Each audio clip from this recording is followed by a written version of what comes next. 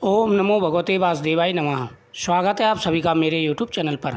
मैं हरिओम शर्मा कार्तिक मास के 14वें अध्याय की कथा सुना रहा हूँ।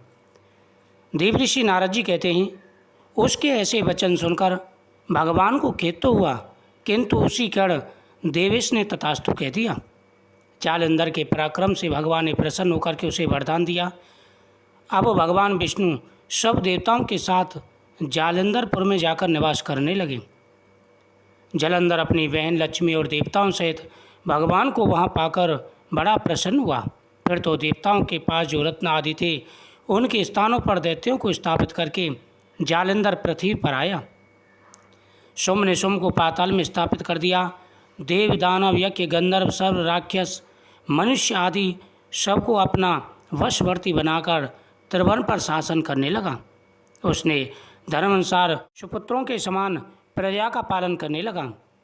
हे राजन, इस प्रकार उसको धर्मपूर्वक राज्य करते देखकर देवता परेशान हो गए। उन्होंने देवादिदेव भगवान शंकर का मन में स्मरण करना आरंभ किया।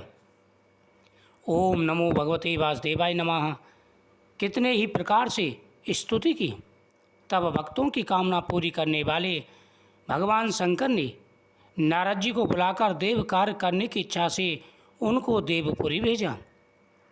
भगवान शंकर भक्त नारद भगवान शंकर की आज्ञा से देवपुरी गए। इंद्र आदि सभी देवता व्याकुल हो शीघ्रता से उठकर श्री नारद जी की स्तुति करने लगे। उत्कंठा भरी दृष्टि से सबने नारद जी की ओर देखा। सबने सब दुखों को कहकर उन्हें नाश करने की प्रार्थना की। नारद जी ने कहा कि हे देवताओं, मैं सब कुछ जानता हूँ, इसलिए अब मैं दैत्यराज जालंधर के पास जा रहा हूँ। ऐसा कहकर देव ऋषि नारद देवताओं को आश्वासन देकर जालंधर की सभा में आए। जालंधर ने नारद जी के चरणों की पूजा कर हंसते हुए कहा, हे ब्राह्मण, कहिए आप कहाँ से आ रहे हैं और कहाँ कहाँ पर आपने क्या क्या देखा, यहाँ कैसे आए? मेरे योग्य जो सेवा हो उसके लिए कुछ आज्ञा दीजिए। जालंधर के इस प्रकार के वचन सुनकर नारद जी प्रसन्न होकर बोले, हे दानवराज महाबुद्धिमन जालंधर, तुम धन्य हो, क्योंकि इस समय सब रत्नों के भोक्ता एक तुम ही हो। हे दैत्य श्रेष्ठ, अब मेरे आगमन का कारण सुनिए, जिससे लिए मैं आज यहाँ आया हूँ। हे दैत्यराज, मैं स्वेच्छा से कैलाश पर्वत पर गया था, जहाँ 10,000 योजन से मैं कल्प वृक्ष का वन है। वहाँ पर मैंने सैकड़ों कामधेनुओं को घूमते हुए देखा तथा यह भी देखा कि वह वन चिंतामणि से प्रकाशित परम दिव्य अद्भुत और सब स्वर्ण में चीज़ें वहाँ पर हैं। मैंने वहाँ पार्वती के साथ स्थित शंकर जी को देखा, जो सर्वांग सुंदर गौड़वर्ण त्रिनेत्र और मस्तक पर चंद्रमा धारण किए हुए हैं। यह देखकर मुझे आश्चर्य हुआ कि इनके समान समृद्धशाली त्रिलोकी में और कोई है या नहीं। हे दैत्येंद्र, उसी समय मुझे तुम्हारी भी समृद्धि का स्मरण हो आया और देखने की इच्छा से तुम्हारे पास आया हूँ। यह सुनकर जालंधर को बड़ा हर्ष हुआ। उसने जालंधर जी को अपनी सब समृद्धि दिखला दी।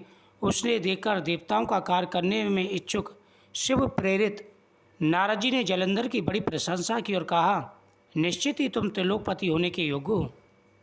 तुम्हारे लिए ऐसा कौन सा कोई विचित्र बात नहीं जो कार्य तुम ना कर सको।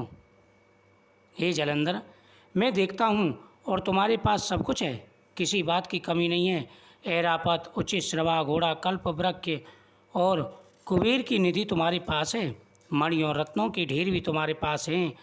ब्रह्मा जी का हंसयुक्त विमान भी तुम्हारे पास है और धुतलोक, पाताल और पृथ्वी पर जितने भी रत्न आदि हैं वह सब तुम्हारे पास हैं। मैं तुम्हारे इस प्रकार के रत्न ऐश्वर्य को देखकर बड़ा प्रसन्न हूँ, परंतु तुम्हारे पास स्त्री रत्न नहीं है, इसलिए तुम्हारा यह सब कुछ फीका है। तुम कोई स्त्री रत्न ग्रहण करो। नारद जी के इस प्रकार के वचन सुनकर दैत्य काम से व्याकुल हो उसने नारद जी को प्रणाम करके पूछा, ऐसी स्त्री कहाँ मिलेगी जो सब रत्नों में श्रेष्ठ हो? यदि ऐसा रत्न कहीं मिले तो मुझे अवश्य बताइए, मैं अवश्य लाऊंगा।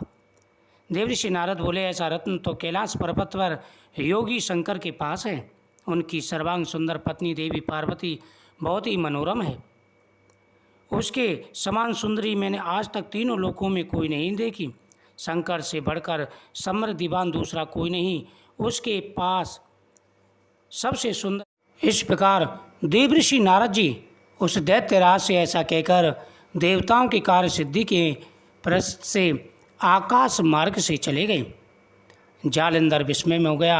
उसके मन में पार्वती जी को देखने की इच्छा प्रकट हुई। वीडियो को शेयर करें, चैनल को सब्सक्राइब करें।